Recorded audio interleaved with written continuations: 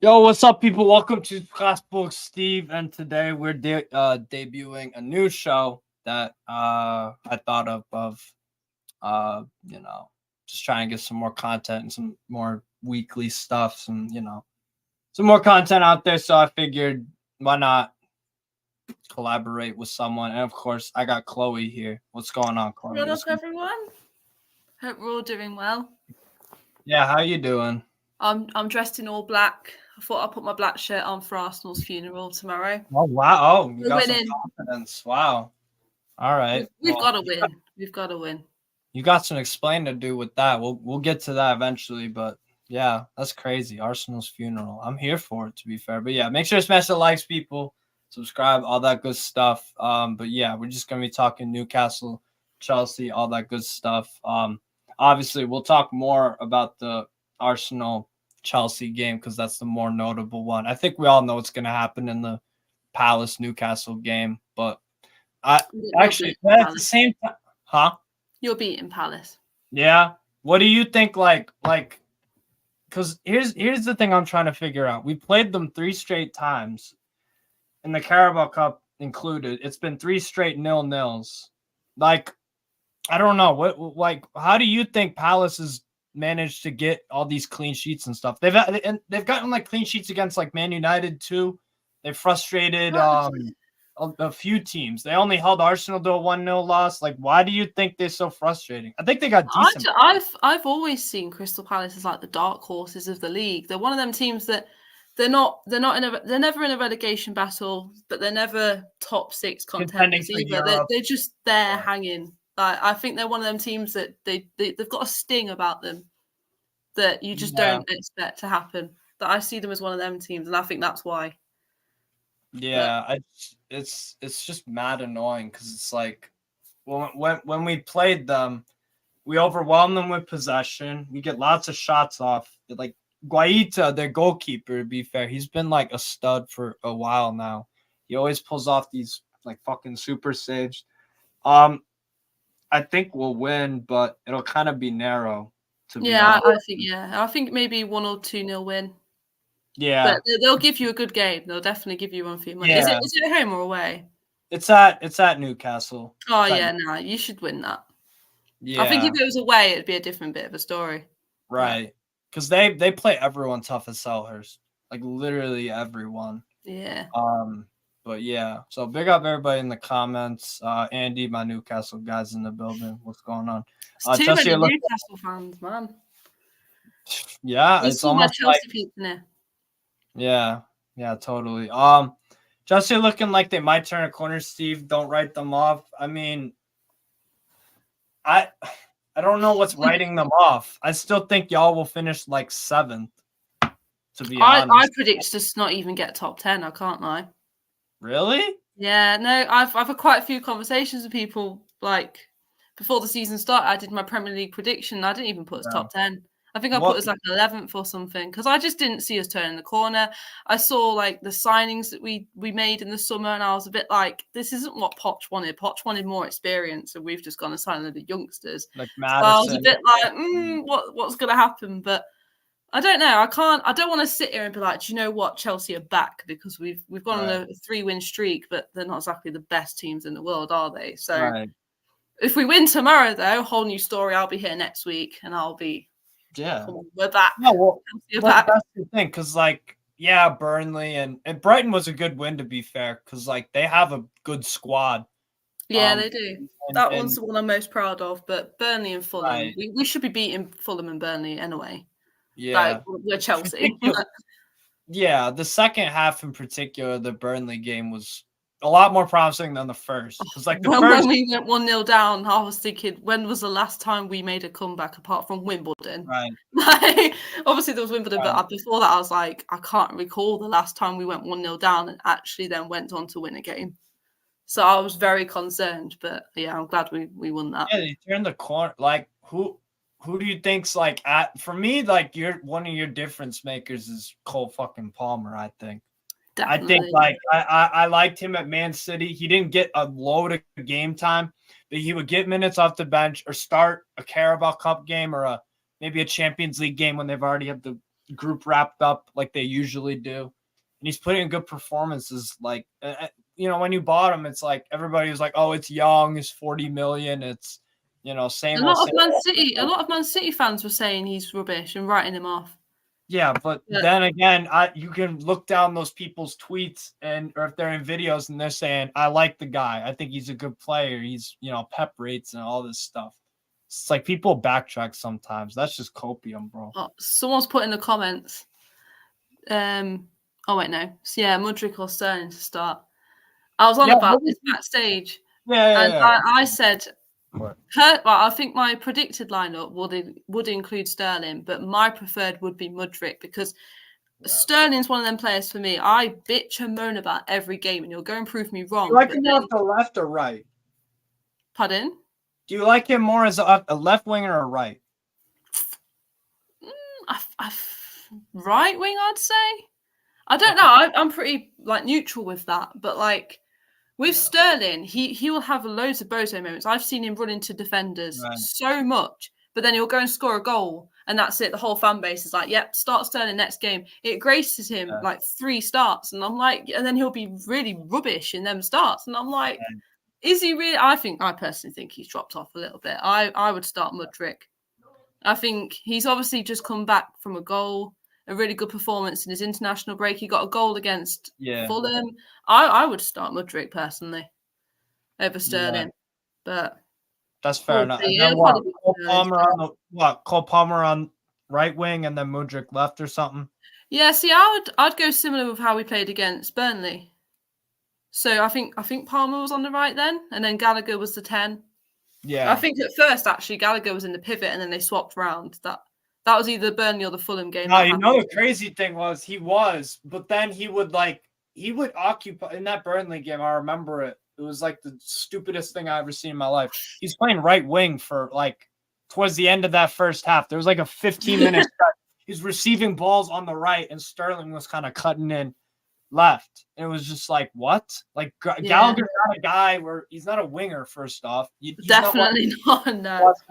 He's not a crosser of the ball. He's not when he receives the ball on the wing. It doesn't look natural at all. But then Poch made that switch second half, and then it's really fucked up. So yeah, but if it was up to me, I would start Mudryk over Sterling. That's fair enough. Yeah, it's good depth. It's good depth. Yeah, I don't know. I don't think I'd be asked with either starting because I have been someone who said quite a lot. On the likes of Twitter and that I do see Mudryk as a super sub more than anything. I think he's played better when he's come off the bench. So I wouldn't be too mad. The only reason I would want to start him is to keep gaining his confidence. Yeah, because you paid a good amount of money for him. Yeah, you don't want to be using him as a bench warmer for the money that we paid for him. Right. No, that makes sense. But and then who would you go? So what? What's the other one? Oh yeah, right back. What would you do at right back? Because I'd start Gusto. Some people are saying that Reece James is fully fit. He's available for the bench. Even if he is fully fit, I still wouldn't start him against Arsenal because he'll be precautious about how he moves. And you're against Martinelli. And Martinelli's quick. You don't want to be having a right back who's gonna sit back a little bit because they're scared of getting injured. I'd bring him on for the last 20 minutes. Just to build up his fitness a little bit. You don't want to be starting him against Arsenal. I don't care about all the shouts of, he's the best right back in the league. The best right back in the league doesn't get injured this much. I'm sorry. Yeah, because there's no chance he can build up his consistency to prove that. That's the frustrating thing because it's bro, of course he's a really good player. No, don't get me wrong. I've said this to a few people and they've gone and assumed that I don't like Reece James. I love Reece James. I'd love him to stay fit. But it's just a case of he doesn't. So I'd like to integrate him slowly. Gets rushed back so quickly. It seems like with one of your managers, they're always just dying to fucking rush him right back in. And it's just and he keeps getting injured. So it's a repetitive, I mean, I'm pretty sure he wasn't even meant to be back this early. I was surprised too. I was what? So I thought it was a January or maybe December thing. It's fucking what, October? Yeah, if I see Reece James on that starting lineup tomorrow, I'm gonna be a bit like trouble. You're asking for trouble. Yeah. You're asking for trouble because it's like I think the guy is like there's no match fitness, no sharpness, like, and you're gonna throw him into the Arsenal game, like you said, where Martinelli is gonna be. We've got. Oh no, actually, we've got Brentford at home the week after, and then we've got Blackburn at home in the cup. Yeah. I would maybe play him a little bit more than in the Brentford game because Brentford are one of them teams as well. They can put up a fight in the game. Maybe start him for Blackburn. That's the next game I'd start James in. Yeah, I'd probably do the same, to be honest. Now you would go Malo Gusto over Cucurella, even though Cucurella's been doing all right at right back, or what? I think that's more personally because I don't want Colwell playing at left back. And I don't want Chilwell playing at left back either. That's the problem. We know he's gonna, though, for you guys. Yeah, I think he is, like, Colwell's doing well at left back, but I'd rather start an actual left back if I had the option. Like, if Cucurella could pull off the same performances he's been doing at right back, at left back, I'm all for it. Right. So. No, I totally agree, bro. I don't know. I think the Colwell thing, I don't really get it because it's like he never played left back before. So I don't really get like the vision of what Poch is trying to do with that. It's like, okay. I think it's the whole Chilwell left wing thing that made that happen. Right. He didn't trust Cucurella, and then he doesn't like Chilwell playing there. So he just tried Chilwell at left wing and was like, I'll just stick a left centre back there instead. Yeah. I guess it's kind of working. He's adapting, but I would rather start Cucurella there. Yeah, I probably would too. What was the other thing? Oh yeah, what center backs of yours are fit? It's Disasi, Silva, and who else? I think Badiashile might be back. See, for me personally, I think Silva, he's one of those. I don't know if I'd start him in this kind of game because, like you said, the pace of the game is going to be up there. And if you guys are going to score or make a game of it, I think y'all gotta fucking what's it called? You have to be quick in your attacks. You have to be quick, but I think this is also a game that he slows it down a bit too much for me. Yeah, but I feel like this is also a game that you need the most experience possible. Yeah, and we've got a squad that lacks that. So I would start him and Disasi, and then, well, no, I wouldn't put Colwell left back. But if I just know what Pochettino's like, he's going to put Colwell left back, and then Disasi and Thiago Silva in the centre back. Yeah, and then Gusto. Yeah, fair enough. I won't be mad about it. Based off recent performances. Yeah. Now for you with Arsenal, what's like the 1v1 matchup that you're looking at the most where it's like that could decide the fucking game? Like, for example, Saka versus Colwell, right winger. See, my first thought was Gusto versus Martinelli, or is it midfield? I was thinking more midfield with Caicedo and Rice. Yeah. Obviously, they don't go 1v1, but they're gonna. I've seen that Caicedo has done well against Rice in previous games, so that's definitely one I'll be looking at because then you can really look at whether or not, like, that's the manager's. What's the word I'm looking for? I can't think. Not interference, but like you can look at. Oh, I can't think of the word. My brain's gone. Because obviously, if Caicedo's always done well against Rice, but now they've switched teams, you can look if it's to do with like game management and that. Yeah. No, I know what you mean. If it'll translate over, to other teams, yeah, definitely. The thing is, though, it's like with Arsenal, they have midfield depth. I don't know which one they're gonna go with. Like, if they should go with if Arteta's smart, it'll be. What the fuck? Odegaard, Partey, and Rice. But bro, he could throw Havertz in there. I wouldn't be shocked if he throws Havertz in. He's coming back to Chelsea. I gotta do this fucking. Havertz has always been a big game player when he did well for us, so I wouldn't be shocked because this will be deemed as a big game. Right. But I don't think he'll make a difference for bro. I think of course he won't. It's Havertz. Huh? Of course he won't. It's Havertz. Yeah, I just don't think he suits that team. I don't think he suits many teams. I just don't think he's that great. But like I see that's the other thing too with Champions League, like Arteta and Newcastle. We gotta, both of them are looking at. We've got Borussia Dortmund on Wednesday, and they've got to go. They've got to go away to Sevilla, which is arguably the tougher game. So it's like Havertz is gonna play one of them games. So it's like, which one would he? I think it's a terrible idea for both, but like, I think he might. You can't. I think he at least makes a cameo tomorrow. Yeah. And if they get a penalty and they give it to him, I'm turning it off. Turning the game off. Fucking charity shit. Some charity. Please, I just want a Mudryk winner. Big up, Staffy. How likely is that? Big up, Staffy. How likely is that? And like, where do you how do you see that happening? Or like, what is a Mudryk winner? Yeah, like how I don't know. Like for me, the problem is it's like you guys have some good forwards and stuff. It's like it's just been a struggle.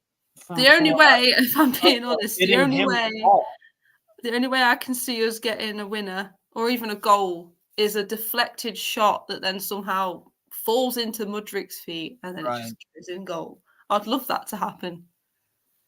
Yeah, but, yeah.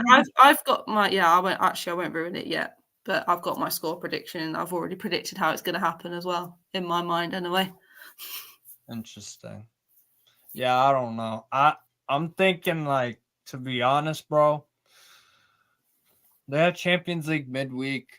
But, like, you guys punished Burnley, and that's great and all that. But, like, your home record, I don't know what it is. I feel like the past few years, your home record has been, like, super dodgy. Oh yeah, no, I've always seen it be a place where like people go and they're like, "Fuck, we know we're gonna lose." Charity FC. It don't have that aura anymore. It's because our atmosphere is dead. Yeah,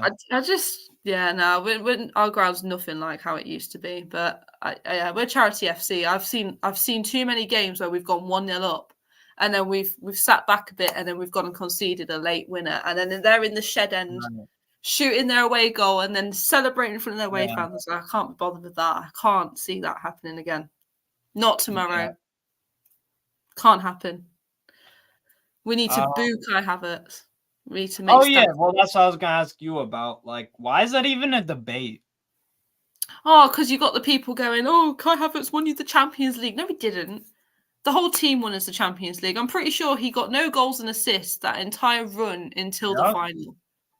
Like, tell me that no. And then also Edison Bozo moment. Yeah. That's what got him that goal. Our defense won us that Champions League more than anything. Other than that, he was shocking for you guys. Exactly, and he was shocking for us during the Premier League. He had like a month or two where he was looking decent, and then he'd be just terrible the rest. He was like, I don't get what the fanfare is around him. It's because he never understood. We may as well go and congratulate Lukaku for winning the Club World Cup at that point. Yeah, you may as well. It's ridiculous. I just what else has Kai Havertz actually done for us apart from I'm pretty sure he did something in the Super Cup. I can't quite remember now, but other than that, it's a team game, bro. It's a fucking team game. That's the thing.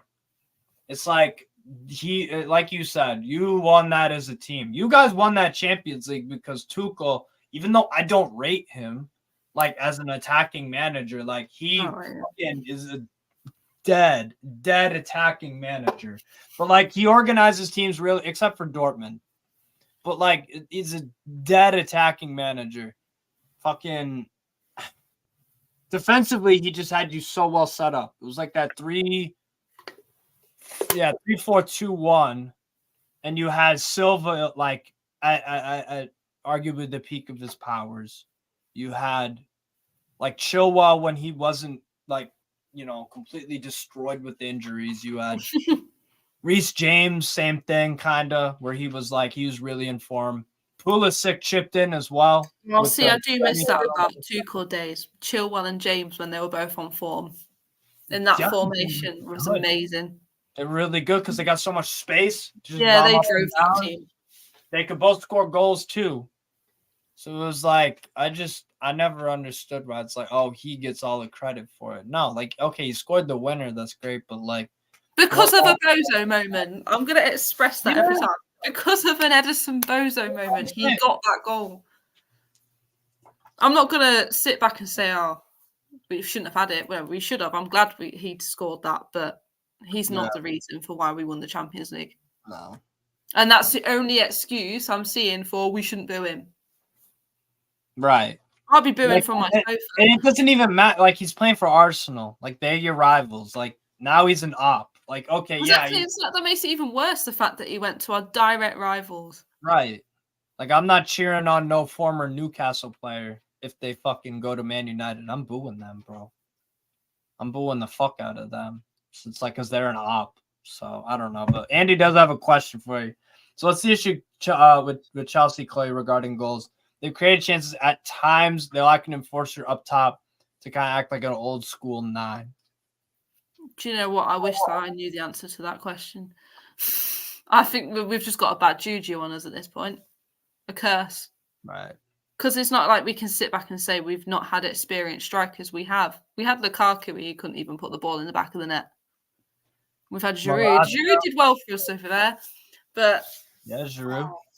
Tammy Abraham was probably the last guy that got you like 15 in the Premier League.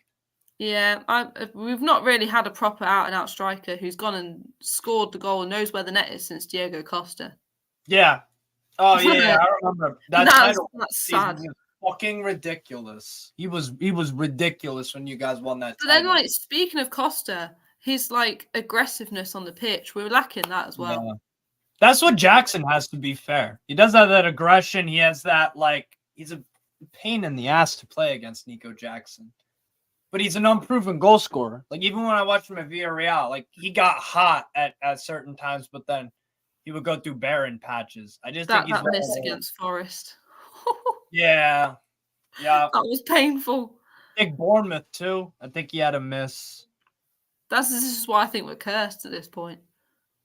Yeah. Could be. Vlahovic would make sense for them. I think Vlahovic. I wanted Vlahovic, to be fair. Yeah. But I do like him, but he's experienced. I think he's only like fucking 24. Like, when does 24 mean experience? Like, that's the thing with your project. It's like, I get it, you want super young guys, but like, yeah, this is the thing. Like, you could be 24, but only be experienced. You could be 30, but only be experienced in smaller leagues. Like, the Premier League's the best league in the world. It's not even that. It's not even that. It's just like... Yeah, but you could be 20 and have played 3 years in the Premier League. That's more experience than someone at the age of 30 playing like 10 years in the Liga. When you want someone in a Chelsea team that plays in the Premier League, you're going to want to be picking someone who's played only 3 years in it, in my opinion, rather than someone who's played 10 years in the Liga. Yeah, definitely. Front line is sometimes too flat and it's hard to make plays with a flat front. Yeah, I feel like, and you know what? I feel like you've had a hell of a lot of like upheaval, moving and shaking. Obviously, you had the whole like you got rid of a bunch of fucking guys, kind of both windows really in the summer. But like I feel like that's also why it's like you haven't had a consistent attack for years, to be honest. But like defensively, that's how you've gotten. This like is what I've been saying to a few people. We've been mixing and matching this team too much. We need to find a solid 11 that we want to start week in, week out. We've not had that in years. And I think that's something that would help this team a lot, especially when it's a bunch of young players that are trying to connect with each other. Surely you want to be building up a solid, 11. Chemistry. Yeah, you want to be building chemistry, and that isn't going to happen if you keep changing it up every week. I get that we get injuries in that, but we've still got a solid starting 11 we could start with the players we don't have injured. Yeah, definitely. What else we got in here? Gio, my guy from Cali, big up to you. AC Milan, buddy. Another stream, bro. Wow, keep grinding. Hey, I'm doing a stream in 12 hours. I'm doing an Australian game, 12 hours, 5 a.m. So, yeah, the grind don't stop. I am working. I'm trying to get the YouTube thing going. So I'm doing some more content on here. But, yeah, Andy talking about Nico Jackson here. He does exactly what Chelsea need in some games. Circles the 6-yard box and bullies defenders. He really does. Like I said, he's a pain in the ass to play against. real difficult because it's like, bro, he'll drag players out of position. He'll mix it up. He just needs to work on his first touch at times. That's the other thing too, because then it's a lot more fluid. There could be, you guys could have. Yeah, I feel like that's another thing that stopped us from scoring a few goals recently is our decision making. Like I can't. Who was it against where Chilwell had an open goal and he tried to square it to Sterling instead?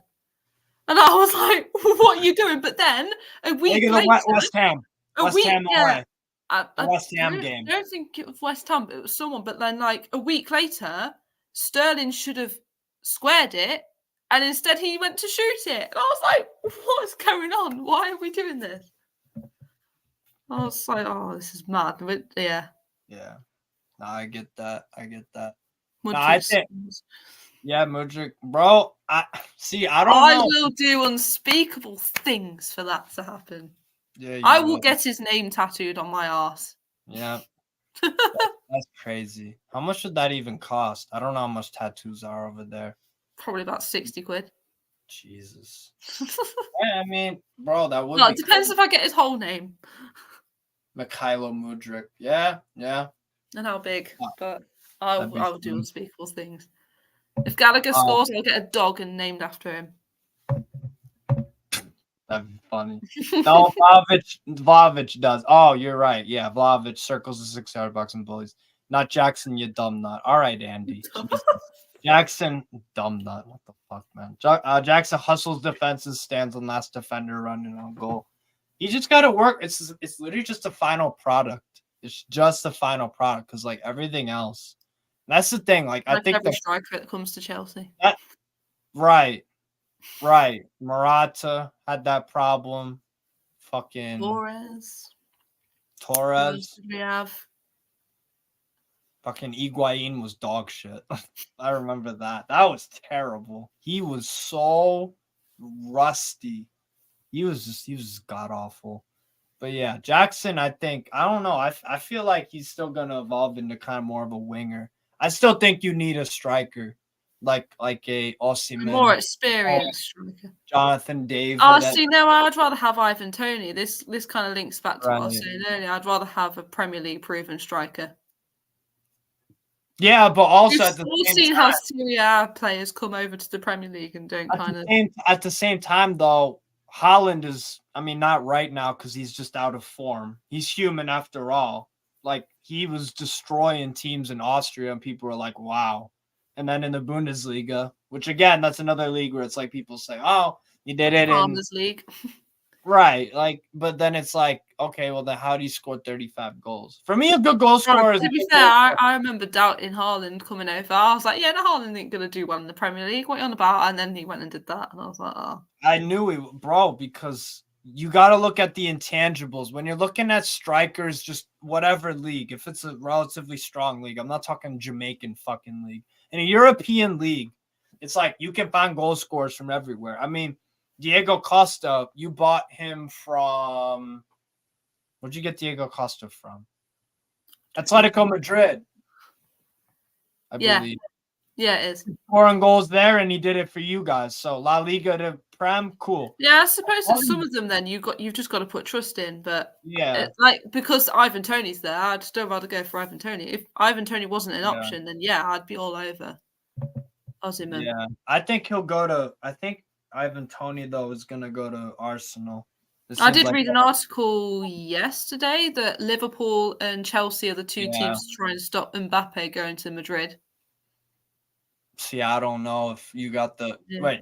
Who is it? Liverpool and Chelsea are looking to get Mbappe. Okay, well, let's debunk Liverpool one easily. They don't pay monster wages. They just don't, bro. Salah had to wait probably 2 or 3 years before he got his $250K a week contract. And that's still less than like Man United fucking waste money ridiculously. If you look at Liverpool wages, they spend way less and they're a far better team. So actually it's like Liverpool would never go for an Mbappe because that motherfucker's going to demand like 700,000 plus a week. Yeah. I don't think that's the thing is that Bowley wants to start like a lower wage scheme at Chelsea as well. So I don't see how it all fits. I'd have Mbappe if it came without the attitude. Any of our team, anyone would. And people are being disingenuous as fuck if they're like, oh, I wouldn't take Mbappe at my club. Because it's like, bro, he's an upgrade on any of your players. Because he's a top 2 player in the world. Yeah. And you don't have a top 2 player in the world because only Man City and Paris Saint-Germain do. So it's like, yeah, you would fucking take him. Like, you'd be an idiot not to. But, yeah, someone like, I think he's going to go to Real Madrid anyways. But, yeah, no, definitely. I think, they need obviously Benzema left, so they've not really properly replaced him. Yeah. I can see Mbappe being that player.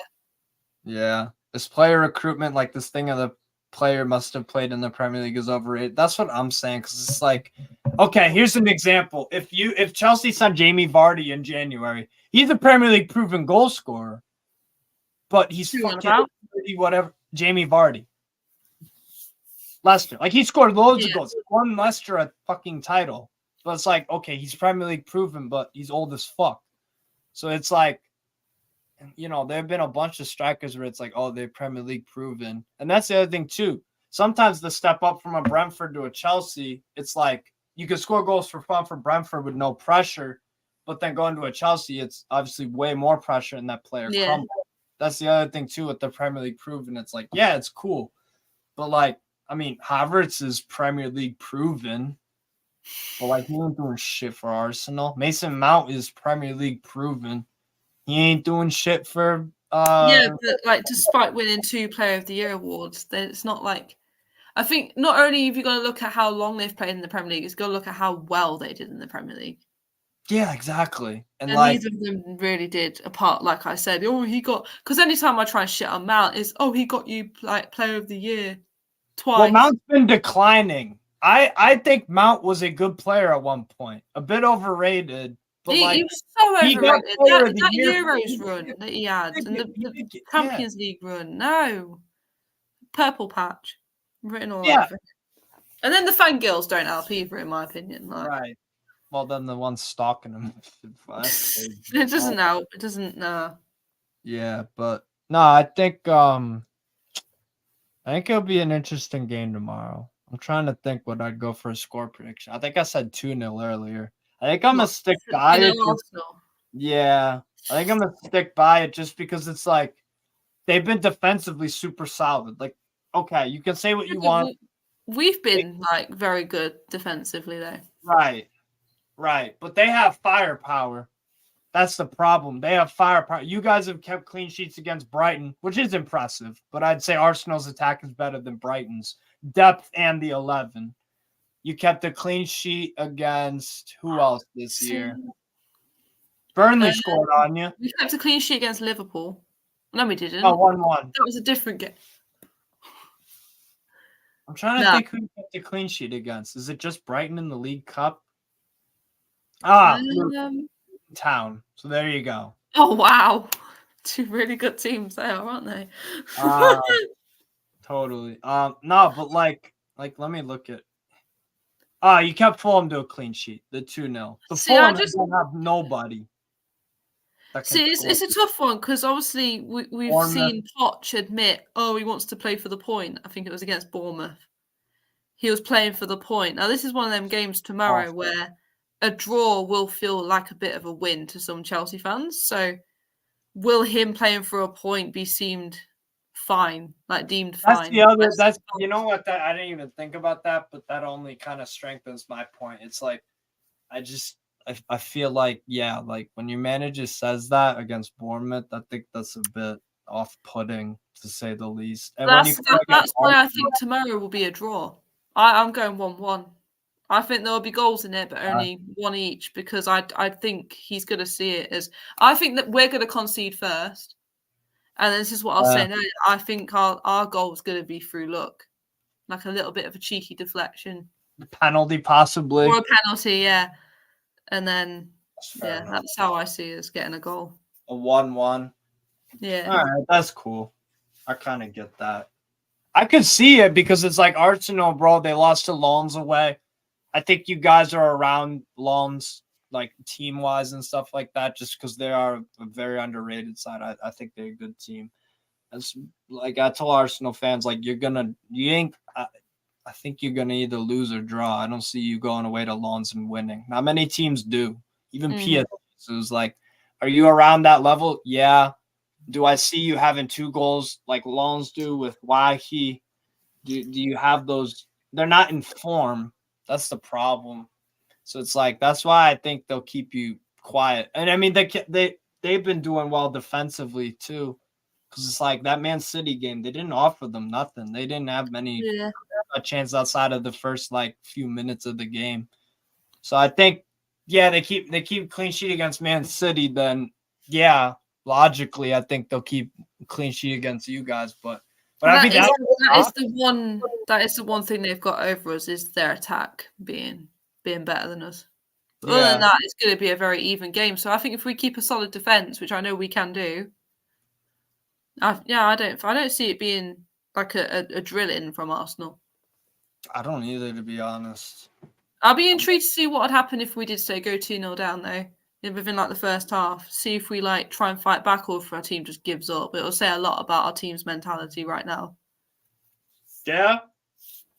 That would be, definitely. But so you're going 1-1. Who are the goal scorers? Goal scorers. It's going to be Odegaard for their goal. And then for Chelsea, I mean, I'd love it to be Mudryk, but I think it's going to be... Oh, no, that sounds so biased, but either Palmer or Gallagher. Palmer, I think, is probably the most likely. Yeah. Or Sterling. And then Mudryk or something like that. Yeah, so and then it'll grace him another 3 starts. Yeah, I could see that happening. Something like that. That's fair. I think Odegaard and probably Jesus going to score for them. But I think you'll have a good performance. I don't think it's clicking quite yet. Because again, you guys that's another thing with Chelsea this season, the amount of times where we've been the better team. It was like last season as well. You look at expected goals, the whole Graham Potter thing. There's so many games we were the better team, especially within the first half an hour, and then we'll take the lead, and then we drop off. It's like, oh yeah, we've scored 1 goal now. Let's go all defensive. No, I want to see us finish games off. Yeah, I don't want this whole let's score 1 goal and sit back because then you did against Burnley, which is good. That's a good sign. At least you did that. Yeah, so. I hope if we do go 1-0 up tomorrow, we don't try and sit back because we're like, oh, we've gone ahead now. It's Arsenal. Let's not get too carried away. Yeah, because they could catch us. Definitely, our defense has some bozo moments in them. yeah, that's true. That's true. But and then what was the other thing? Oh yeah, Dortmund, Newcastle. Obviously, that's gonna be something interesting. Now you watched Dortmund in person last year. What I'll say is that this year they create chances and stuff, but like today against Werder Bremen, they struggled to finish. I don't know. What did you see when they went to the bridge last year? Like what do you expect them to bring to Newcastle? I'm going to be honest here. I was on Mudryk watch for most of the game because he was warming up in front of me. But other than that, we were very dominant against Dortmund. It was one of our best performances last season. Both legs, I'd say. So, yeah. Like, both legs, we were... Adeyemi caught you on the counter in the first leg. Yeah. But one thing I did notice is within the last 10 minutes when we were 2-0 up, they proper, tried to get that goal back. That's when I noticed they were kind of like, shit, we need to step up. But I feel like with you... playing from the back more than anything, and then their high line, because I know they play with a high line, you could do something against them. Yeah, definitely. Because we got Botman, I think, is coming back from injury. He's been super, super good for us ever since we bought him. He can ping long balls over the top of that high line. Share, same thing. Just make sure you don't do Chelsea and get caught offside loads of times. Right, exactly. Which actually hasn't been that big of a problem, to be honest. And then the whole freaking, we have Anthony Gordon who can play, so he can have pace go in behind. I think like watching them today, I fancy us at home definitely. The away leg will be tricky. The away leg will be tricky because it's like, I think this version of Newcastle was better than you guys last year, but I could see us go into Dortmund away we have a lot of possession and some chances, and then they catch you on the counter with some speed with Brandt. I think if you hold them to a draw away will be a positive result for you guys. Yeah, we did that versus AC Milan in the first game. Yeah. So you take a point in Europe. That's always how I looked at it. Get your point away from home and win the home ones. Yeah. And you're fine. And that's we lost away and we still managed to pull it back. Right. And you guys were awful last year. Yeah, awful. Like we entered their 11-game streak, I think it was. 11 games. Yeah. Whilst we were in a losing streak, apart from Leeds before the because I think we won against Leeds the weekend prior, but we definitely weren't in form. Oh yeah, you won the game against Leeds at home, but they smashed you away earlier in the year. Yeah, we don't talk about that. Dude, they put you in a spliff that game. I can't lie. That was their best performance. They peaked. To be honest, after that game. I'm quite gutted they went down, to be fair. Really? Them and Leicester. Yeah.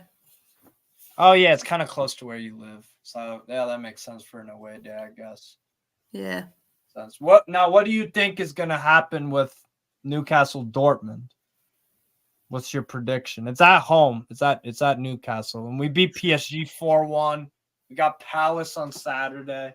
With Palace, I don't think Palace would be too much of an distraction, if that makes sense, towards your Champions League game. If it was like Man United or something or Liverpool, then definitely. But it's Crystal Palace. I know I said they're dark horses, but they're not going to be too much of a bother. So they're going forward. I think with Dortmund. Yeah. I reckon 2-1, but either way. So you think they're going to be at least 3 goals? All right, that's fair. Yeah. Enough. I'm thinking we'll probably 3. Dortmund have goals in them, though. I'll go 3-2 Newcastle, but I'm just excited. That'll be a good game to watch, if so. Are you going to watch? Definitely. I'll be there. Should do. No, that'll be a good one. I do like Dortmund are one of my European teams. Them and AC Milan. And PSG, and they're all in Newcastle group. No, I don't know. I don't like PSG. What a coincidence! What a coincidence! No, I don't rate PSG. No? Okay, fair enough. No, just Dortmund and AC Milan. That's fair enough. AC Milan mainly for how many ex-Chelsea players go there. Yeah, that's true.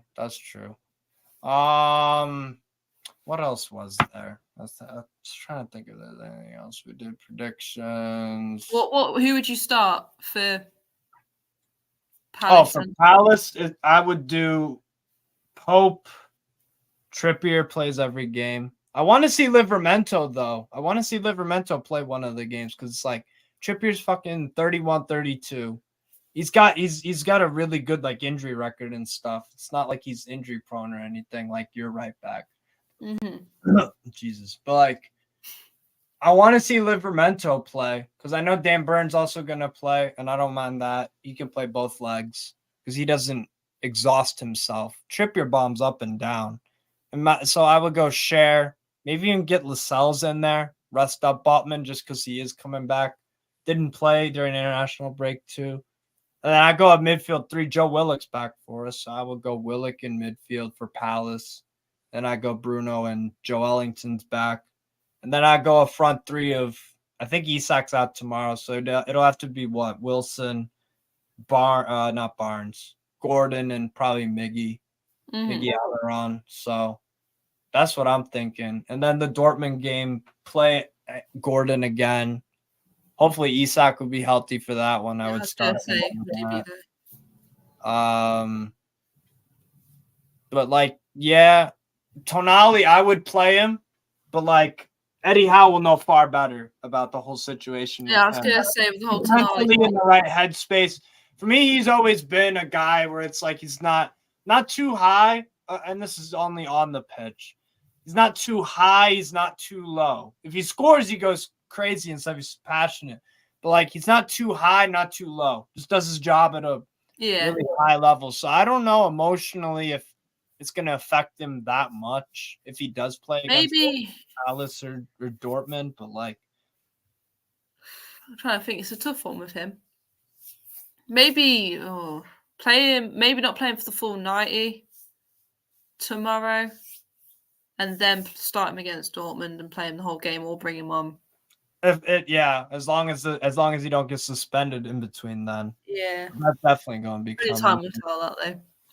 Yeah, so I would probably play him tomorrow, to be honest. But yeah, get Willock back in there. I like him. He can be the playmaker of the team. I think he's mad underrated, to be honest.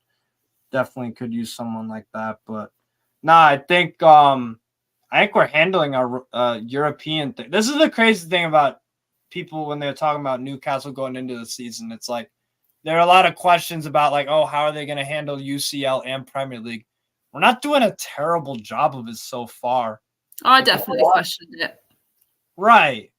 Because it's like, oh, yeah. And especially our group, especially our fucking group, because it's like we don't have a Dinamo Zagreb, a Salzburg. We don't have those. We have 3. Yeah, there's no weak team in your group. Yes, we have to go strong every game. It's like the weak games are the Premier League ones, to be honest. Palace. I'm shocked at how well you're doing, though. Right. Like I definitely didn't pin you to hold AC Milan to a draw and then beat PSG. Like I was like, no, Newcastle finishing 4th in this group, but right. You have to commemorate it. Yeah. No, it's and like the 3 losses we've had in the Premier League this year, it's like it's to respectable opponents. That's why we're 8th, because we got 3 L's out of that. Like we lost to Man City away, everyone does. Liverpool always beat us, whether it's home or away. We haven't beaten them since like 2015. So like, it's one of them. And then Brighton away, they completely fucking dismantled us. So it's like, those are our 3 losses, and it happened like right away. But then ever since then we haven't lost. And it's like went to West Ham away, played AC Milan, beat Nottingham Forest 8-0. So like we recovered well again. Yeah, and that's why I think actually Eddie Howe is gonna last quite a long time at Newcastle, because it's like, we have those bad patches of form, but that's all it is, a patch. We recover pretty much all the time. So you've done very well, a lot better than I thought anyway. Right, with the UCL road, yeah. In fact, hold on, I've got my Premier League table prediction up on my phone. Let me see. Let's see where I put Newcastle, because I definitely thought about how you had Champions League football. Right, and you looked at like the... to be fair, I put you 6th. 6th? That's not bad. Yeah, that's not too bad. That's not bad. Anyways, do some Premier League predictions, then close out of this. So, fucking, what do we got here? Liverpool, Everton. Is this anything other than a fucking Liverpool win? To be fair, I reckon. Yeah, no, 2-1 Liverpool. I'm saying, I'm going 2-0 also. I just think they got too much firepower. Yeah. That's the fucked up thing. They have like 5 forwards that can score 10 goals just like that. So it's like if one of them's off form, there's another one that can pick up the slack. That's the problem. But that's what, and again, going back to Newcastle, it's like that's what's good, because it's like if Wilson's out form, we have Isak. So it's like that's where the squad depth comes in handy. But yeah, I think Liverpool gonna get that done easy, like 2-0. Especially is that the early kickoff? It's at Anfield. The early kickoffs are weird. They are weird. I was gonna say underdogs normally win that. I know that whenever Chelsea have played Everton, like on the early kickoff, they've always beaten us. At Goodison, especially, yeah. It's at Anfield though. I'm trying to think last. I don't know, 1-1 or 2-1 Liverpool. 2-1 Liverpool. Okay, cool. That's fair enough. I'll go 2-0. Brentford, Burnley. Oh, that's going to be a bit. I'm saying 2-1 Burnley. I'm saying 2-1 Burnley. I'm going 0-0. I can just see that being such a boring game. I can't lie. Like Brentford have dropped off. They have dropped off a little bit, yeah. But I just think I think they're a decent team, but they're just out of form. They haven't started the season great. I mean, I've seen Burnley beat Forest, and Forest aren't exactly. They're kind of on par with how Brentford are playing at the moment. So Yeah. I see that being a boring 0-0. I'll go 2-1 Burnley. Bit of a surprise. Bournemouth Wolves, that's probably like a fucking, I don't even know. 2-1 Wolves. I'll go 2-0 Bournemouth. Actually, they'll pick up the first proper win. opposite on that one. Wolves, you think your team sucks at finishing? Fucking hell, Wolves are another animal in themselves, bro. Like in terms of like they cannot fucking finish at all. So I'll go 2-0 Bournemouth on that. Forest, Luton Town. I think that's like a 2-1 Forest. I think they'll scrape. Yeah, it. Forest to win that one. Their head-to-head record actually against Luton sucks. Luton have won like the past 2 games that they've played Forest in the championship, and then the other 2 were draws. So Forest haven't, and Forest has stronger squads than Luton in the championship. So actually, I still think Forest will win though. Yeah, I'll go 2-1, but it'll be nervy. Oh, and City Brighton is going to be a good one. Yeah, that I was just about to say that one's a tough one to call, which we shouldn't really be saying, seeing as how Man City have dominated the league past few years. But I reckon that will be 3-2. Brighton are away. I'm saying 2-2. I'm going 3-2. Man I would City. agree. I was in your mind of thinking if it was at the Amex, if that's at Brighton, I would probably and in Man City in this form, yeah. Like I'm gonna go 3-2 Man City. I'll go 2-2. But it's gonna be interesting. I'm definitely watching that game. That's a fucking that game's gonna be good. Newcastle Palace, I'm saying like 1-0. We'll have like 70% of the ball, so many shots, all this shit. It's probably gonna be like a 1-0. Wait, what did I say for Crystal Palace Newcastle? I can't even remember what my own prediction was now. Well, now you can just 2-1 Newcastle. 2-1. That's fair enough. And then Chelsea Arsenal, you said 1-1. 1-1. Yeah. I'm going 2-0. Sheffield United, Man United. I can see Sheffield United clinching that. I know, bro, and they're trash. That's the other thing. They're rubbish, but I don't think Man United what's going on are garbage at home or away. They are garbage away. They've been garbage in general, but like particularly away. I was gonna say, even at home, they've not been that good. Sorry. Losing to Galatasaray and Palace. I'll go Man United 1-0, but I just vaguely remember watching Wolves against Man United, and Man United were at home. Yeah. And Wolves put up a fight. Yeah, they had so many chances to score, Wolves, in that game. That was fucking ridiculous. So what are you saying for that game? I'm saying 1-0 Man United. But I'm saying 1-0 Sheffield United. I can't. It's going to be a cheeky little goal. Low scoring game. Low scoring. Yeah. Villa. West Ham. That one's going to be tough because West Ham are one of them teams. Well, last season they did crap. The season before that they did well, and then this season they're doing well. But Aston Villa are doing well as well. So yeah, I think 2-2. Here's the fucked up thing, though. Aston Villa have lost their last three Premier League home games to West Ham, as many as they had in their first 21 against them. So West Ham have gone to Villa Park 3 straight years and won. So that's what's kind of throwing me off. And West Ham are unbeaten in 10 Premier League games against Villa. They haven't lost to them since 2015. So, like, I think that's the thing. The head-to-head, I always look at it. I'm going to still go 2-2. I think I might go 2-1 West Ham. I can't lie. Villa are really good at home. That's the thing. I don't know. I'll go West Ham, though. That head-to-head record's mad. And then Tottenham Fulham. Just Tottenham at home. If it was away, it'd be a new story. I think 3-1 Tottenham. 3-1. I think probably like 2-0. Purely because they're at home. If it was at Fulham's, I'd probably make it a bit closer.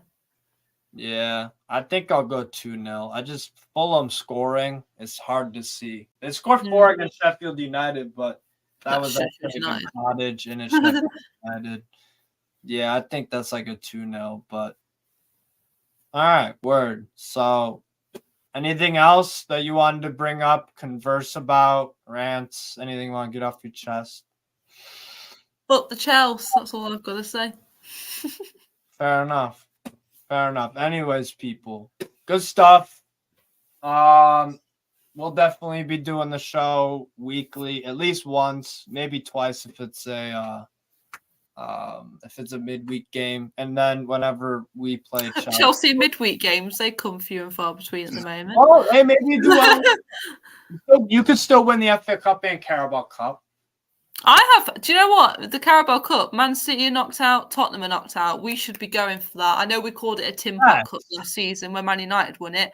It's not anymore. It's like winning the Champions League. Let's have it. Yeah. Well, you got trophies are the name of the game. I've never been that person to call it Tin Pot this, Tin Pot. It's like that's. Well, this is why I get annoyed about Chelsea fans when they say we don't want to be in 7th because we don't want to be in the Conference League. What do you mean? We're a club that's won it all. You have to be in Europe. You have to. Yes, we've not won the Conference League, so we can't be there chanting in Matthew Harding. Right. We've won it all. We haven't won it all. We've not won that. So I would not be mad if we finish 7th this season. Purely for that. If we can finish higher, then yeah. But if we come 7th, I also won't be mad. Would you rather finish 8th and win the Carabao Cup, or finish 7th and lose to Blackburn? Right now, I would rather we finish 8th and win the Carabao Cup, because I think winning the trophy this season would bring a lot of confidence into next season when we've got it a bit more together to then actually be more competitive.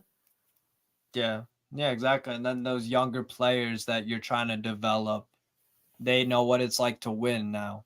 That's the whole goal of it too, to develop. They'll do a lot for these youngsters that we've got. Mourinho always prioritized the cup for you guys, the Carabao Cup. And that's how you kickstarted that little dynasty thing. So, important. Definitely. Man. But yeah, big up everybody that's watching. Good show, Chloe. Good show. We'll definitely be doing this weekly and stuff. Anyways, take care, people. Make sure you hit the like button, subscribe. All that good stuff. Big up, everyone. Away the lads. Peace out, guys.